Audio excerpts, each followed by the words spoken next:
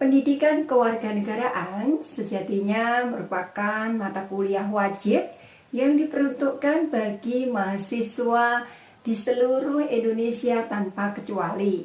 Pendidikan kewarganegaraan ini merupakan mata kuliah pengembangan kepribadian atau MPK dengan bobot SKS yaitu 2. Nah, melalui kesempatan kali ini sejatinya pembahasan kita seiring dengan berjalannya waktu, kita sudah memasuki ujian akhir semester.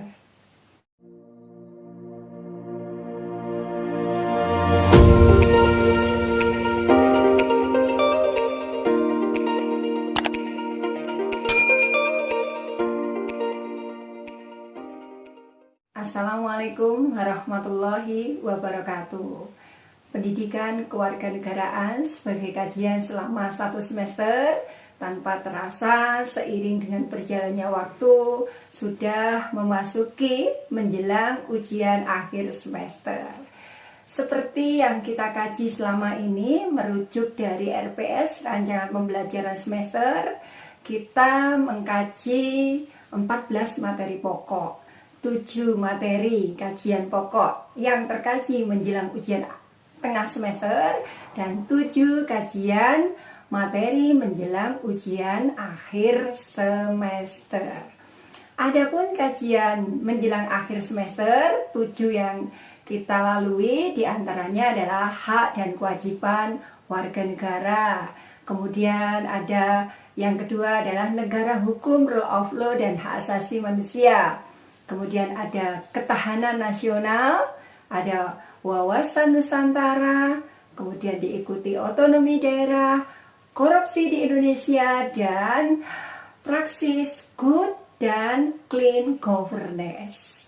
Nah, melalui kajian-kajian tersebut, melalui kesempatan kali ini, saya ingin berbagi kisi-kisi kepada peserta semua agar hadirnya kisi-kisi ini menambah penguatan atas review ulang materi-materi yang kita kaji selama ini, sehingga peserta bisa memantapkan diri pasca mendapatkan pendidikan kewarganegaraan ini, setidaknya mampu mengimplementasikan nantinya di dalam kehidupan berbangsa dan bernegara.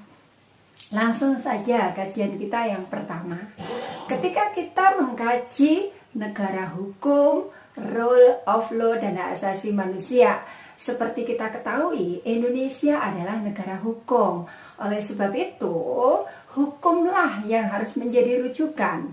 Artinya, segala sesuatu ya, pembuatan keputusan, sikap perilaku itu harus didasarkan hukum. Bukan hukum yang diatur oleh manusia, tapi manusialah yang harus tunduk patuh pada aturan hukum, karena itu memang suatu ciri khas yang juga harus dimiliki oleh sebuah negara yang menyematkan sebagai negara demokrasi. Nah, itu kenapa ya? Begitu. Tolong dijelaskan. Sebagai negara hukum, sebagai ciri khas negara demokrasi, harus menjunjung tinggi atau menyuguhkan yang namanya hukum di atas segalanya.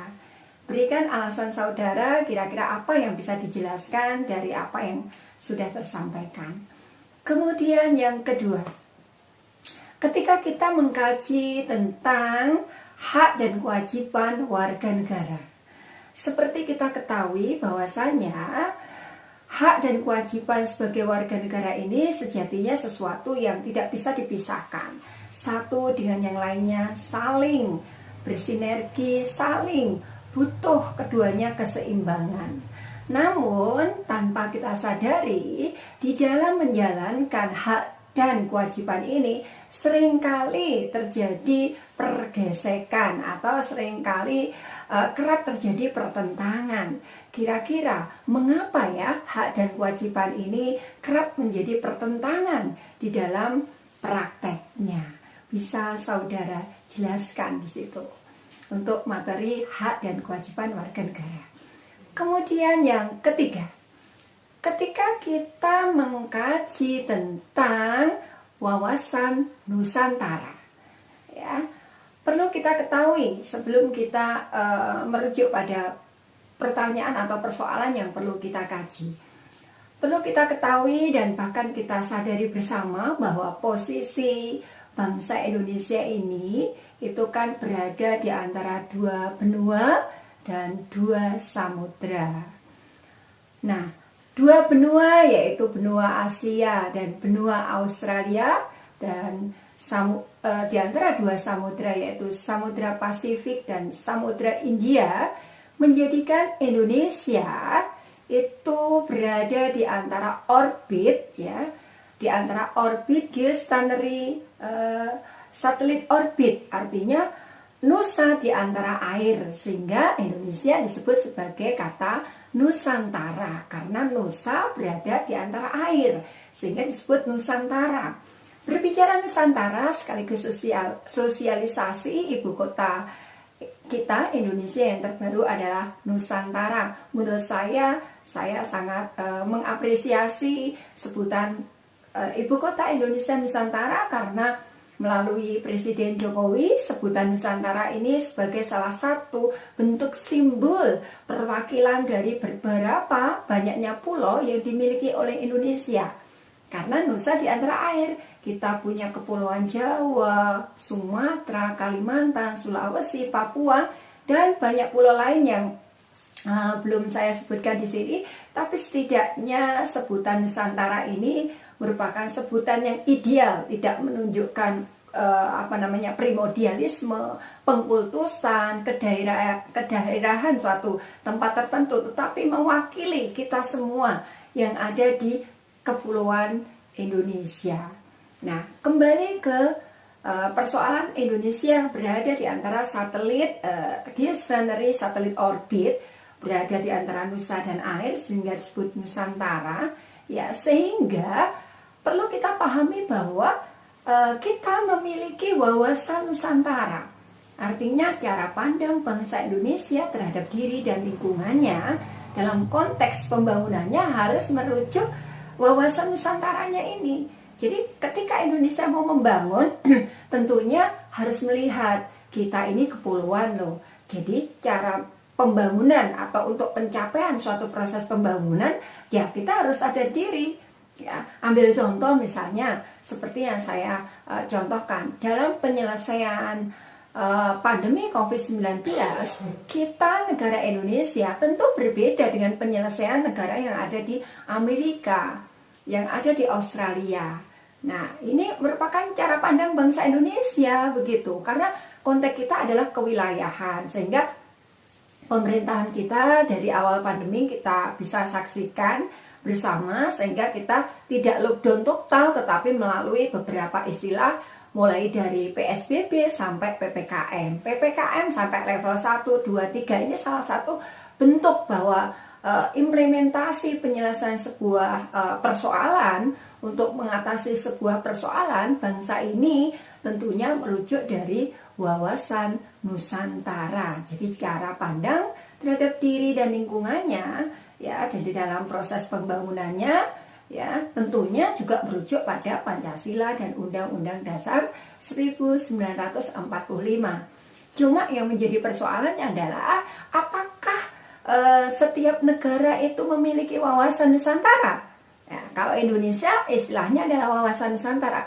Tapi yang jelas setiap negara itu ngomong-ngomong punya wawasan Nusantara masing-masing dengan versi yang berbeda, tetapi mempunyai maksud dan tujuan yang sama, yaitu proses pembangunannya dari masing-masing negara. Pertanyaannya adalah kenapa ya setiap negara itu membutuhkan wawasan Nusantara? Jelas ya di sini, semoga peserta yang ada. Jadi wawasan Nusantara dalam perspektif Indonesia sangat dibutuhkan. Nah, negara lain ya yang ada di dunia ini ngomong-ngomong juga butuh wawasan Nusantara dengan perspektif kewilayahan atau secara geografis mereka seperti itu. Kenapa seperti itu? Ya, selanjutnya yang tidak kalah pentingnya dalam pembahasan yang keempat atau keberapa saya lupa di sini, itu kita mengkaji tentang otonomi daerah. Nah, Otonomi daerah seperti yang terjelaskan di kelas, bahwasanya otonomi daerah ini sebagai salah satu pilihan bagi bangsa Indonesia, terlebih setelah pasca Orde Baru ya. Sejarah panjang otonomi daerah kita miliki ya, bangsa Indonesia miliki ya, dinamika otonomi daerah di sini. Nah, otonomi daerah sebagai upaya untuk mewujudkan cita-cita reformasi. Nah, ketika bicara otonomi daerah ini sejatinya ada beberapa tujuan. Ada tujuan politis, ada tujuan administratif, ada tujuan pembangunan. Nah, kata kuncinya kalau kita perhatikan, otonomi daerah ini kan memberikan kekuasaan, kewenangan ya kepada masing-masing daerah yang ada di Indonesia untuk membuat sebuah aturan dan mengurusi rumah tangganya sendiri. Nah, tentunya implementasi otonomi daerah di sini sangat dipertaruhkan ya. Terlebih otonomi daerah ini memberikan wewenang pada masing-masing daerah. Nah, salah satu contoh yang selama ini saya jelaskan yang terdekat dengan kita adalah adanya vaksinasi. Nah, vaksinasi itu yang diberikan kepada masyarakat ini sebetulnya salah satu bentuk otonomi daerah ya, pemberian kekuasaan pada pemerintahan daerah.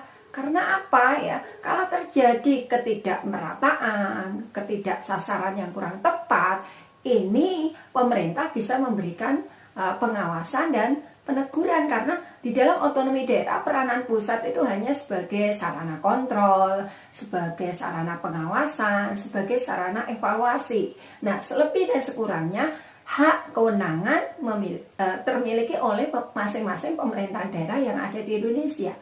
Ambil contoh, ketika tadi saya menyontohkan tentang vaksinasi. Masing-masing daerah melalui provinsi ya tentunya bisa mendistribusikan vaksinasi itu ke beberapa pemerintahan daerah ya, dari provinsi kemudian ke kota, kabupaten ya. Nah, di sini ya, sehingga ketika terjadi penyelewengan yang terjadi ya tentunya adalah pemerintahan daerah begitu. Kalau pemerintahan daerah di sini terpusatnya melalui provinsi. Ambil contoh misalnya di Jawa Timur terjadi tentang penyalahgunaan vaksin atau jual beli vaksin ya berdasarkan investigasi dari berita Trans 7. Nah, ini tentunya menjadi masalah siapa ya? Jawa Timur di bawah naungan provinsi begitu yang mendapat teguran, sehingga di sini mudah ya untuk mencari pertanggungjawabannya. Nah, hadirnya otonomi ini salah satunya adalah untuk memberikan pendidikan politik kepada masyarakat. Karena apa? Ibaratkan sebuah ayam panggang itu nggak jauh dari apinya. Jadi tidak jauh dari arangnya, sehingga proses pembangunan itu bisa kena sasaran, yaitu ditujukan pada masyarakat itu sendiri. Nah, kira-kira itu menurut teman-teman, menurut saudara, hadirnya otonomi di Indonesia ini sudah memberikan kontribusi positif. Namun di satu sisi juga memberikan kontribusi negatif, yaitu maraknya terjadinya korupsi yang terjadi di daerah-daerah yang ada di Indonesia. Berapa banyak pemimpin daerah yang terlibat korupsi. Nah, begitu. Jadi tidak mesti setiap kelebihan itu tanpa kekurangan, tapi yang jelas ada ya, seperti itu. Panjang lebar saya jelaskan tentang otonomi daerah. Kelemahannya pemerintahnya sentralistis, itu condong kepada kediktatoran, elitis. Nah, otonomi daerah itu salah satunya memberikan pendidikan politik, pendemokrasian rakyat, ya seperti itu. Nah, pertanyaannya adalah kira-kira bagaimana implementasi otonomi daerah yang selama ini terjadi di Indonesia? Apakah sudah tepat sasaran? Ataukah perlu ditingkatkan? Atau dirasa perlu dievaluasi secara total? Itu bagaimana analisis saudara? Selanjutnya yang kelima, ketika kita bicara tentang otonomi daerah sudah, tadi kita sempat menyinggung tentang korupsi di Indonesia.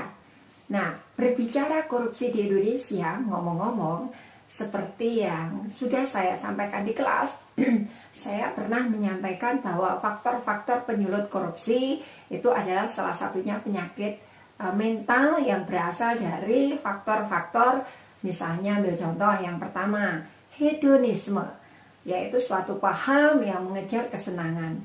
Orang yang condong mengejar kesenangan kemungkinan juga bisa menyulut korupsi, ya.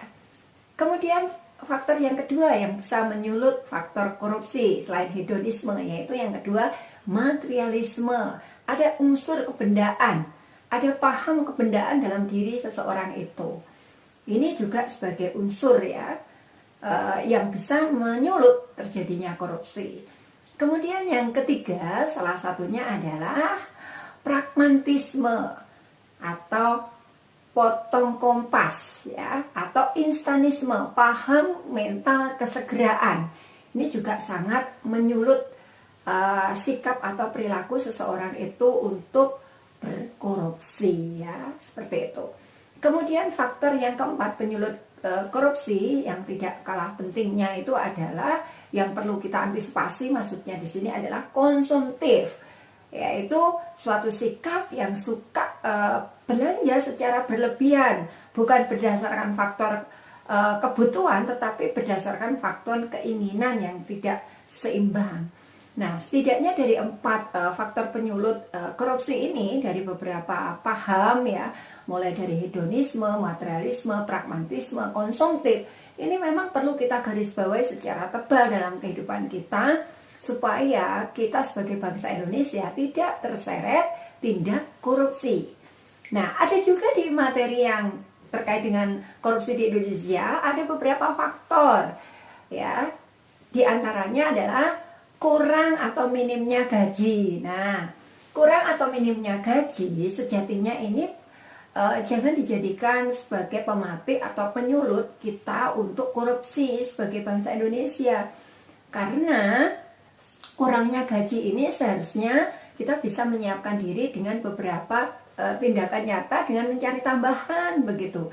Mencari tambahan pun tidak harus merugikan tempat asal kerja kita, tentunya harapannya seperti itu.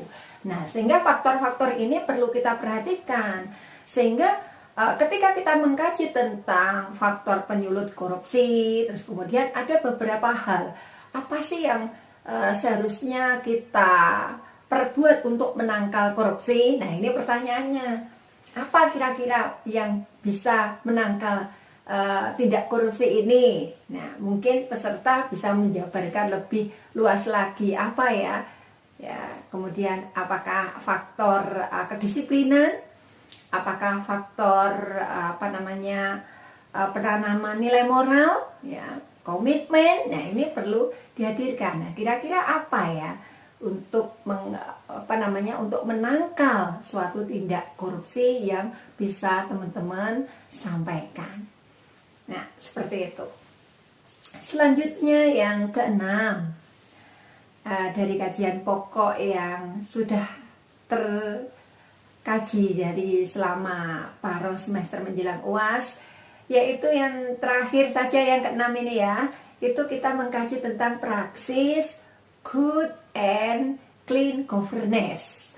Seperti yang saya sampaikan, ketika kita mengkaji tentang governance, mesti kebanyakan di antara kita governance itu sama dengan government. Salah ya. Jadi kalau governance itu sudah pasti bisa dikatakan government, tetapi government belum tentu bisa dikatakan governance. Tolong bisa digarisbawahi. Kenapa demikian? Kalau government ini ya, kekuasaan atau suatu organisasi itu hanya dipandang bahwa kekuasaan tertinggi itu hanya di negara atau pemerintahan saja ya, negara atau pemerintahan saja. Itu government.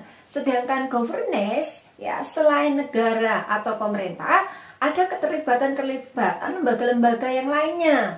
Seperti saya contohkan, ada keterlibatan BUMN, ada keterlibatan peran-peran lembaga lainnya di situ, sehingga ada civil society, kemudian ada market, dan ada state atau pemerintah itu sendiri.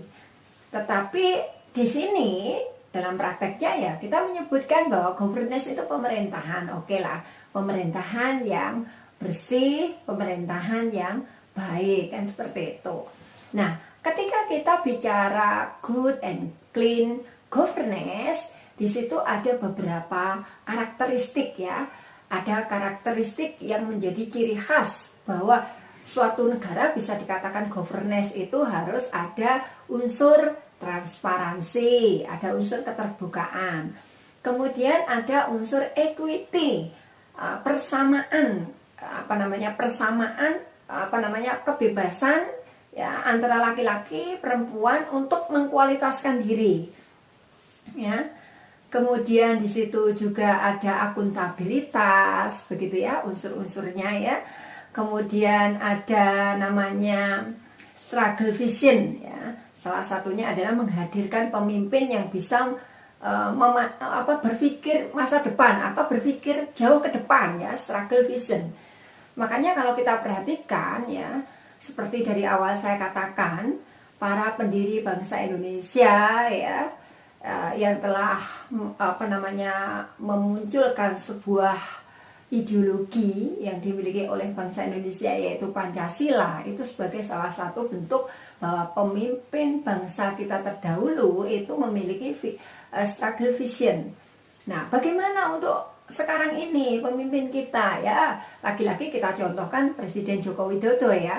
Presiden Joko Widodo saya pikir mempunyai struggle vision yang luar biasa. Beliau salah satunya penyebutan nama ibu kota negara Indonesia dengan Nusantara itu salah satu bentuk beliau mengakomodir seluruh kepulauan yang di Indonesia ya, karena inilah kita Indonesia, sadar dengan geografisnya, dengan letak geografis identik dengan negara maritim ya, di sini sebagai sebuah akumulasi yang luar biasa. Nah, perlu kita pahami bersama bahwa ketika kita mengkaji tentang good and clean governance di sini ya, itu kalau kita akumulasi itu ada suatu upaya perwujudan pengkualitasan masyarakat di sini. Ya, ada perwujudan pengkualitasan masyarakat, sehingga kita mengenal istilah People Central Development paradigma pengkualitasan manusia. Nah, pertanyaannya adalah pengkualitasan manusia yang seperti apa? Nah, kira-kira peserta bisa mencontohkan ya dari pemahaman sentral ya People Development paradigma pengkualitasan manusia, kan seperti itu. Nah, kita ambil contoh misalnya Indonesia per 10 tahun itu mendapatkan bonus demografi. Bonus demografi ini bisa diartikan sebagai bertambahnya jumlahnya usia produktif kita bangsa Indonesia. Nah, kalau pemerintah itu dikatakan good governance, maka harus ada upaya pengkualitasan masyarakat atau pengkualitasan kita bangsa Indonesia. Ya, melalui apa? Pengeksplorasian skill, diberikannya wadah-wadah pelatihan seperti itu. Karena apa? Di dalam bonus demografi perlu kita perhatikan karena apa? Karena di sini usia produktif meningkat. Nah, lapangan pekerjaan seakan-akan mau tidak seimbang begitu. Ini yang memang harus diantisipasi, dan ini sebagai sarana perwujudan good governance. Ya, ketika pemerintah ya tidak mewujudkan pengembangan skill masyarakatnya, kemudian kesadaran masyarakatnya itu juga kurang untuk mengembangkan dirinya sendiri, ya, ini juga akan menjadi sebuah masalah, sehingga bonus demografi ini harus diantisipasi. Kalau serapan tenaga kerja yang ada itu kurang dan SDM-nya kurang berkualitas, maka akan berdampak fatal. Salah satunya adalah tingginya angka pengangguran. Kalau angka pengangguran sudah melambung tinggi, peluang pekerjaan kecil, otomatis akan menambah angka kemiskinan. Ya. Nah, kalau angka kemiskinan bertambah atau meningkat, akan menimbulkan kriminalitas, ya. Sehingga realitas ini harus diantisipasi sejak dini, karena bonus demografi ini paling cepat seperti yang saya jelaskan di perkuliahan kita itu 2028, paling lama 2030. Namun sebaliknya, ketika bonus demografi ini dikelola, dimanajemen dengan baik oleh pemerintah dengan pengkualitasan sumber daya manusia masyarakat kita Indonesia, maka pertumbuhan ekonomi di Indonesia akan baik. Tentunya ini adalah harapan kita bersama. Jadi PR pemerintah ini luar biasa ini. Jadi bukan berarti yang kita maksud bonus demografi itu apa? Bonus demografi ini ada suatu tantangannya di balik bonus, ada sebuah defisit, ada sebuah kekurangan ketika SDM yang usia produktif ini banyak tapi serapan lapangan pekerjaan kecil, ini masalah. Dan oleh sebab itu di good governance ini salah satunya adalah pengkualitasan manusia. Nah ini sekarang ini sedang dikaji oleh pemerintah, ya seperti itu. Nah yang tidak kalah pentingnya ketika kita mengkaji tentang good governance. Nah pemerintahan yang baik itu tentunya adalah pemerintahan yang mengindahkan yang namanya pelayanan publik yang baik, mengindahkan etika administrasi publik. Apa itu etika administrasi publik? Etika administrasi publik adalah sebuah pelayanan yang harus dilakukan oleh para birokrat, pelayan publik maksudnya di sini, tentunya dengan mengindahkan hal-hal ini baik, ini buruk dalam pelayanan itu harus benar-benar ditegakkan, begitu ya istilahnya. Sehingga di sini di dalam good governance itu dan clean governance itu harus mewujudkan sebuah rule of law, ada ketentuan hukum, ada aturan main hukum, itu memang harus ada. Jadi kalau rule of law-nya ini nggak ada ya, untuk mencapai clean dan good governance ini ya sulit, begitu ceritanya. Sehingga di dalam etika administrasi publik itu sangat mutlak ditegakkan dalam pelayanan, supaya apa? Supaya tidak terjadi maladministrasi atau penyimpangan di dalam proses pelayanan publik. Nah, pertanyaannya adalah apa yang bisa dicontohkan oleh peserta berkaitan dengan maladministrasi publik? Itu apa saja ya?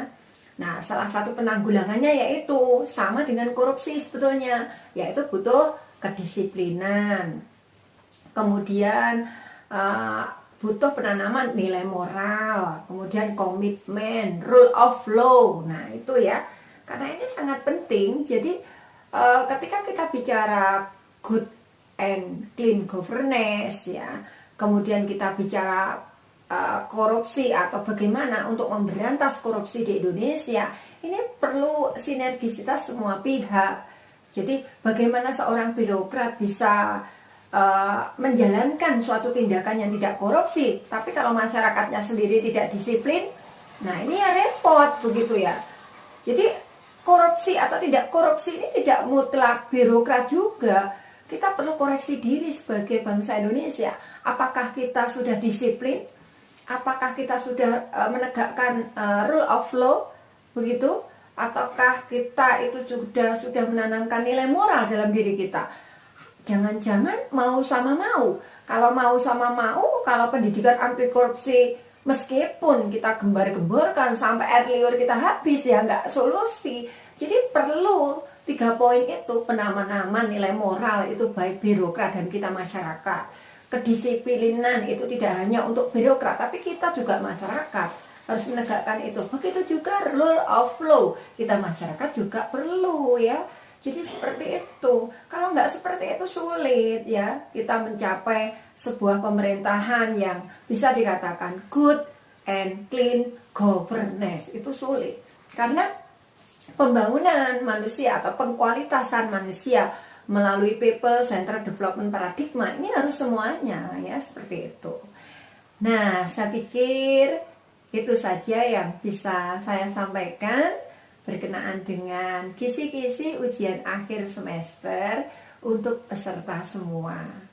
Semoga apa yang kita kaji dari awal semester sampai akhir semester yang terbagi menjadi 2 ujian yang terlewati atau akan kita lewati saat ini itu menjadikan bekal kita semua sebagai bagian bangsa Indonesia yang tidak sekedar paham secara teoritis, tetapi bagaimana kita bisa memahami kajian definitif teoritis yang selama ini kita pelajari ini bisa kita implementasikan sebaik-baiknya sebagai bangsa Indonesia. Sekiranya kita bisa memberikan kontribusi apa yang bisa kita lakukan sebagai bagian dari bangsa Indonesia. Karena untuk menuju Indonesia maju, untuk menuju Indonesia jaya, untuk menuju pengkualitasan sumber daya manusia Indonesia, ini butuh integritas kita semuanya. Tidak hanya pemerintah, tetapi kesadaran kita sendiri sebagai bagian dari bangsa Indonesia. Demikian dulu dari saya. Terima kasih ya. Saya juga minta maaf jika ada salah, ada khilaf selama 1 semester ya, seperti itu. Tetapi lebih dari semua itu, semoga pengkajian ini menambah wawasan, pemahaman dan pengertian kita serta menggugah tanggung jawab kita sebagai bagian dari bangsa Indonesia. Terima kasih. Wassalamualaikum warahmatullahi wabarakatuh.